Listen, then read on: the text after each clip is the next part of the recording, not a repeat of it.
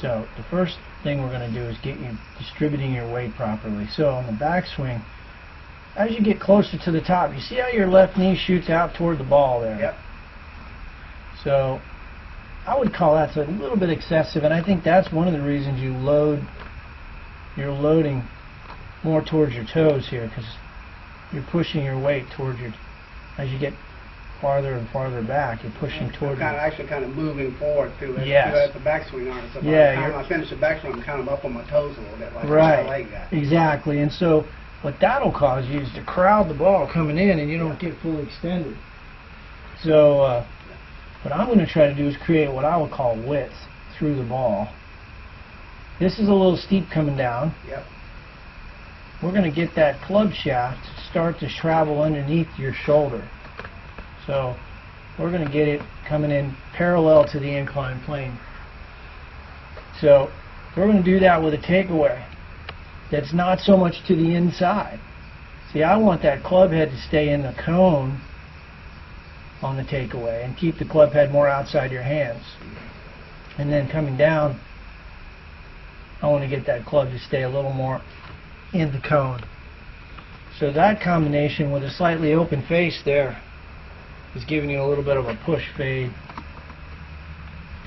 And then you can see how as you get closer to the ball here, yeah, you don't fully get extended. Yeah. So, you know, the path, while that's probably a little bit of a concern, my concern is more extension, and I want you to feel like you're getting into your left heel, and as you come through the ball, I want you to feel like you're letting out your arms, letting the club unload. So you know what I mean by unload. It's not casting to let the club unload. That helps get the arms extended. So yeah, you're moving toward the ball a little bit too much. So I think what we're going to do, in summary, is just to feel like you're loading on the backswing a little more into the heel, and then feel like you're staying a little more into that left heel at impact. And I want you to feel like you're getting long with your arms.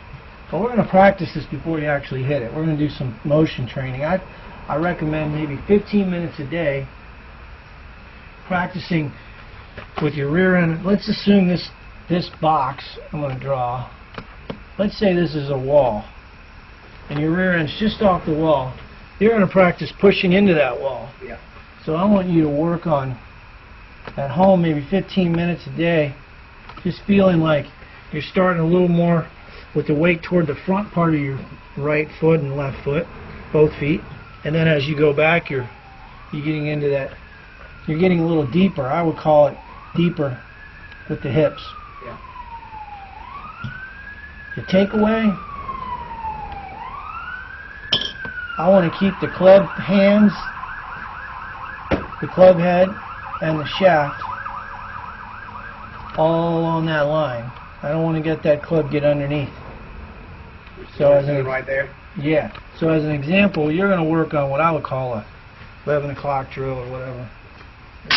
Feeling that the shaft that you place on your right toe is at about 11 o'clock and 5 o'clock. And then when you take the club back, you want those two shafts to be parallel. So I can illustrate it here. You just put a club down right about on this angle, and your hands are going to stay right over your toes. Yeah. And so this connected feel is your upper left arm is pinned against your chest. Yeah, so I'm going to put it like right here. Oh, okay. And then you're going to take that club back and feel like it's right there. Okay. Now the club head is to the right of your hands from your vantage point of view.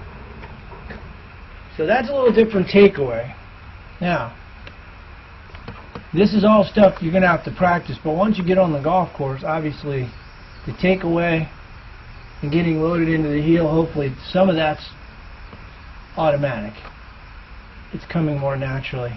Now, it's not going to be completely automatic, because to learn a new pattern, it takes time and effort. So here's more of the takeaway I'd be looking for, right along in there.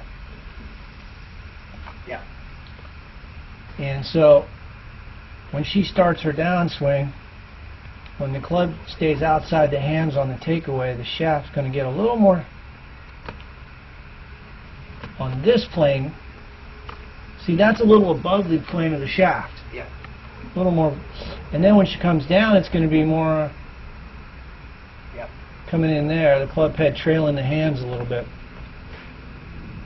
So we're going to see, I like where the club is at the top. It's just that first move, the hands work out, Bruce. Yep. And the reason they work out is real simple.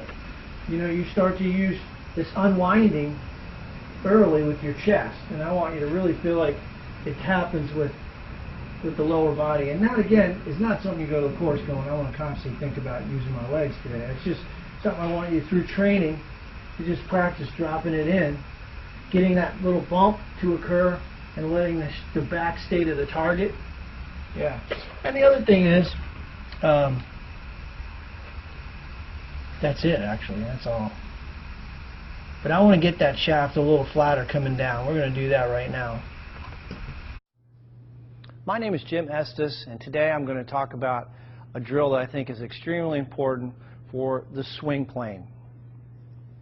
So what I want you to do is, and this, by the way, is going to give you an instant understanding of exactly the feeling you want to have in the golf swing. Take a club. You can put a rod, alignment rod, in the grip, or I'm sorry, in the butt end of the golf club. Take the golf club, turn it like you're going to hold it, and then what I want you to do is take that club, put it right against your left hip, so you're holding both clubs here. Now you've got an alignment rod on the ground and a golf ball. And what I want you to do, getting into your good posture position, your weight over the arches, feel balanced. The insides of the heels are going to be about the width of your hips. Take a swing back, slow motion, and trace with that alignment rod the target line all the way up. The shaft should be parallel to your target line at the top, and then slowly coming down, trace the line. And do this in slow motion. Right into the impact position. So this is a great feedback tool, visual feedback tool for learning the proper swing plane. Go right to your impact position. I encourage you to do this drill in slow motion. And if you have 5 minutes a day, if you do this drill every day, I guarantee you're going to improve your golf swing. So again, I think you'll find this to be extremely helpful. JimEstesGolf.com if you have any questions.